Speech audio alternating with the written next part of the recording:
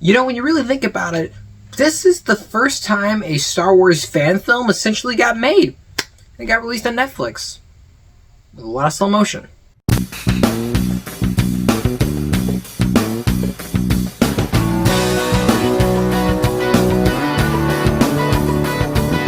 Rebel Moon, Part 1, A Child of Fire, is directed by Zack Snyder and it stars Sofia Boutella, Anthony Hopkins, Ray Fisher, and many more. And here, a tyrannical motherworld in outer space reaches out to all the realms in hopes of conquering it after the assassination of the king and the rise of a senator. However, a small planet once challenged finds its courage through a young girl with a secretive past who seeks warriors to fight against the forces of evil.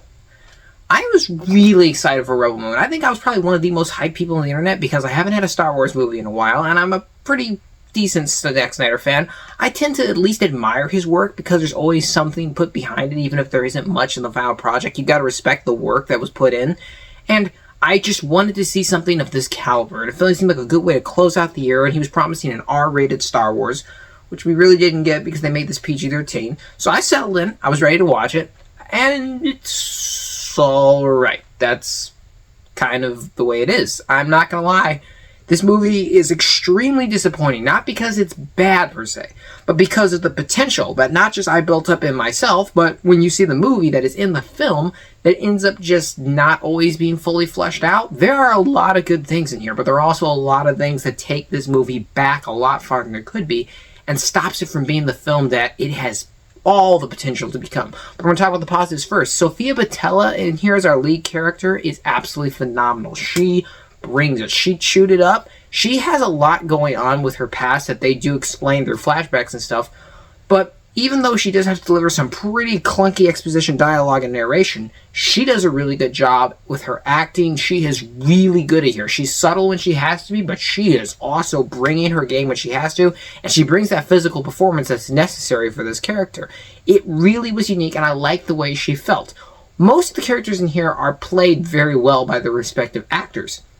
The only problem is you don't really get to know a lot of them. I'd say there's about 3 characters out of the team, maybe 4, that you really kind of get a sense of who they are. The other ones just kind of show up, do something cool, and they just kind of are there in the background to say a few lines and hold a gun or something. And that's about it, which was kind of disappointing because I'm not going to lie, I wanted to know a lot more. And they said there's going to be a director's cut, which I don't understand because if it's on Netflix, just give us the full thing now.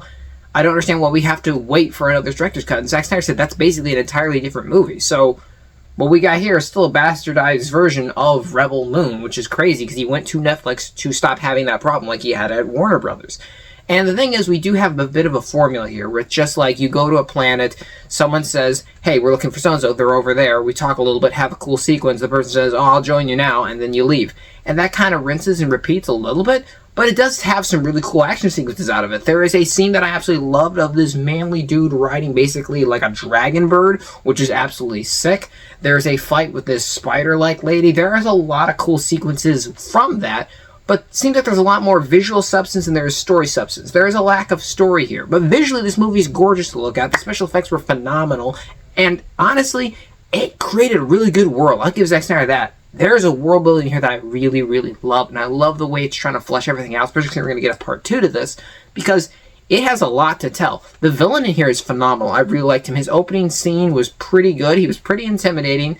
I can see where he got some inspiration from. There's tons of inspiration all over this movie, but I love that villain so much. He is intimidating. He's a force to be reckoned with, and he's not some huge, broody, muscular guy, but he's smart, and I like that. I really love the way he was written in here. I love the score in here. It's very well made, and there's slow motion shots in this movie.